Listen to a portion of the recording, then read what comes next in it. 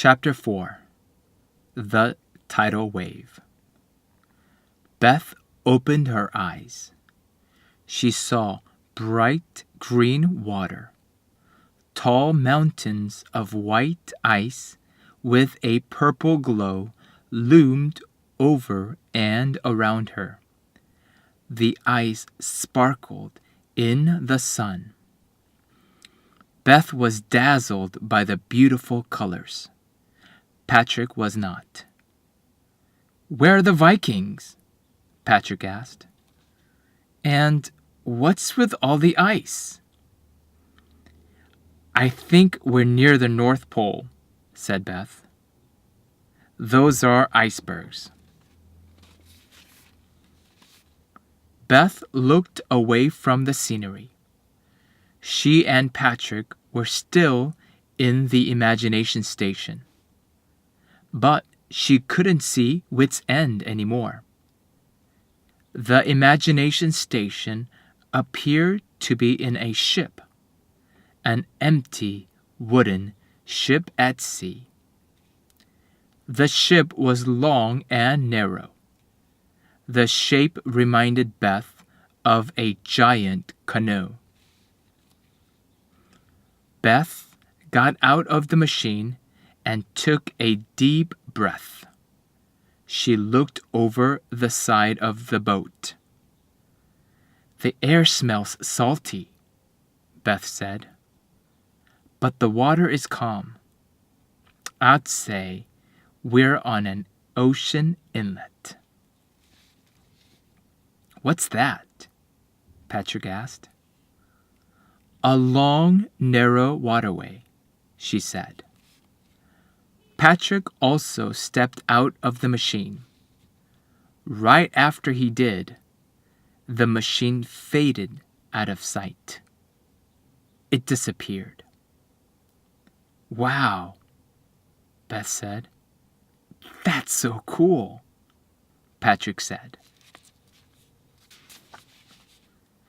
Patrick turned his thoughts to the Viking ship. He imagined it full of Vikings. "I bet this ship could hold a bunch of Vikings," he said. "Plus all their stuff."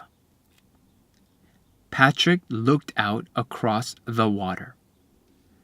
There was only one place to get to shore. It was very far away. "Oh no, there are no oars," Patrick said. "We can't row to shore." "We'd better get there somehow," said Beth. "I don't want to just sit here." Suddenly, a black shadow passed under the ship. They watched it approach a large piece of floating ice. Then, a huge white animal shot out of the water. A polar bear. The white bear stood on the floating piece of ice. It spread its front legs wide. It bared its teeth at the cousins and roared. Roar! The sound echoed off the ice. The cousins shivered. "Do polar bears eat kids?" Patrick asked. I don't know," said Beth. Another black shadow passed under the ship. The cousins stepped back. They were afraid of another polar bear. But this time, a seal popped its head up at them. It looked at them with jet black eyes. Then it went under the water again. The bear growled. It leaped into the water head first. The cold water splashed Beth and Patrick. From a distance came a loud crack. The sound startled them. They looked up. The top part of a large iceberg broke loose. It was the size of a small house. It hit the water with a whoop, splash. The impact created a huge wave. "Hold on!" Beth shouted. The wave curled higher and higher. The crest of the wave lifted the Viking ship and carried it away. The ship moved fast. The prow crashed through the water. Patrick stood at the front of the ship, cheering. "Oh yeah," Patrick shouted. "Keep the wave rolling." At first, Beth was afraid. Then, she was caught by the thrill of the ride. The rush of the wind chapped her cheeks. The spray of water tingled her skin. The wave settled. The ship drifted near a rock jetty. "Get ready to jump," said Patrick. Patrick stood on the edge of the ship. Then he leaped across to the jetty. "Come on, Beth," he shouted. Beth looked at the jetty.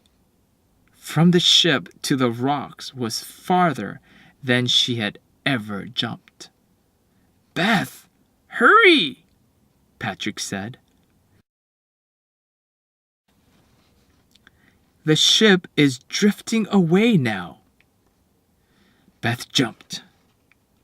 Her front foot reached the jetty. Her second foot did not. Her boot slipped off the wet log. Cut. Her boot slipped.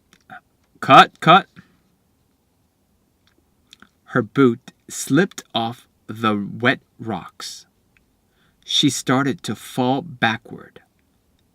Patrick grabbed hold of her arm and pulled Beth to safety.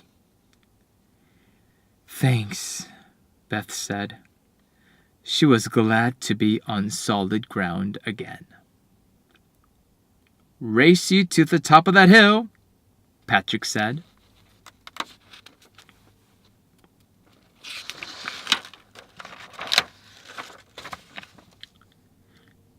The cousins ran across the jetty to a sloping open field. They dashed up the hill.